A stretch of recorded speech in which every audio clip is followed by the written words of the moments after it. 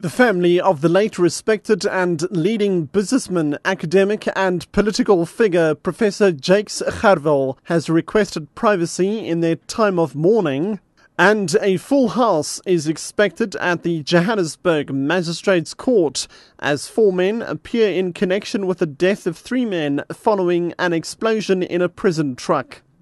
I'm Richard Brooks. The family of the late respected and leading businessman, academic and political figure Professor Jakes Gerwel has requested privacy in their time of mourning. Gerwel died in the early hours of this morning in Cape Town at the age of 66. He had been in a critical condition in hospital following recent heart surgery. Here's Gerwel's son, Heinrich.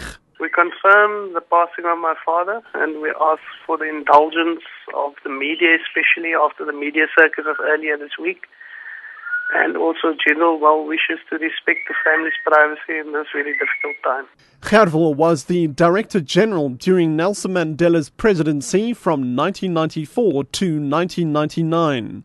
He also headed several companies and organizations.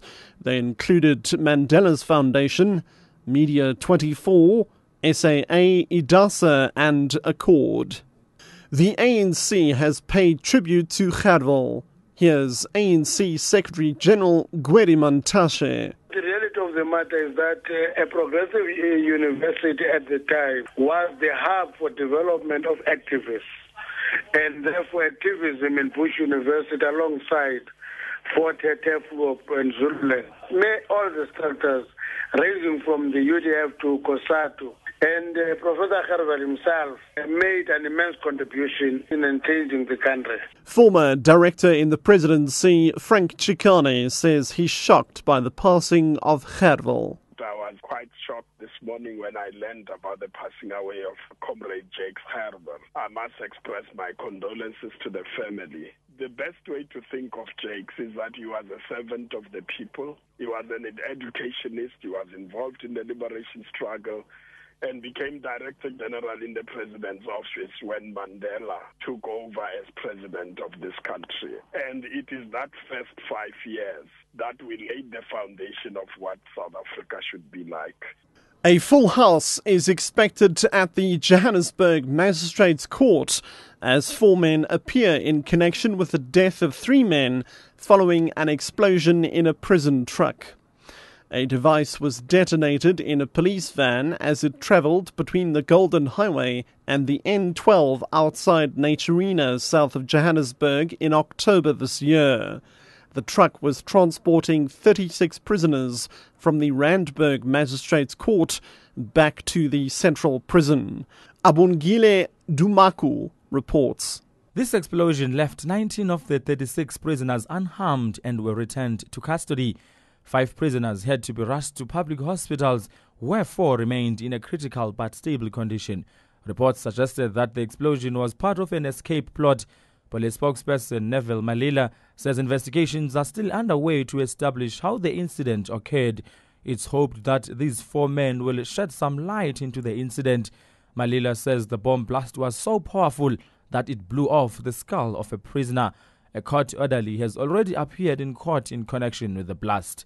Abongile Dumago, SABC News, Johannesburg. AMCU's President Joseph Mathunjwa is expected to be questioned this morning about his involvement in the events that resulted in the deaths of 45 people at Lonmin's platinum mine in Marikana in August. Yesterday, the Marikana Commission of Inquiry listened to 2 recordings that occurred only 24 hours before the August 16 tragedy. During a meeting held at Lonmin's headquarters, police pleaded with both AMCU and NUM to prevent further loss of life. Sarah van der Walt reports. The first recordings dealt with an interview on SAFM with Mathunjwa and representatives from NUM and Lonmin, during which the parties opted to play the blame game. Afterwards, they moved to Marikana for a meeting with the police. This recording had General Mbembe pleading with the unions to intervene. Mathunjwa is expected to be questioned about these recordings, as well as the role that he played, with particular reference to events that led to the confrontation between the police and striking miners on August 16th, which left 34 miners dead. Sarah van der Walt, Rustenburg. 2 people have died and another critically injured when a taxi they were travelling in hit a barrier on the N1 outside Soweto. ER24 spokesperson Vanessa Jackson says the taxi was heading towards Lenasia when the accident happened. She says 11 other passengers were treated for minor injuries at the scene. Jackson says investigations into the cause of the accident are underway. We had reports that a serious taxi accident had occurred on the N1. The taxi appears to have gone from the slow lane all the way to the fast lane and then collided with the middle barrier. And we transported 2 other critically injured patients through to Chris Hani Baragwanath Hospital. They needed advanced life support treatment. At this stage, we believe there were no other vehicles involved in the cause of this accident, but at this stage, the police are still investigating what the actual cause was.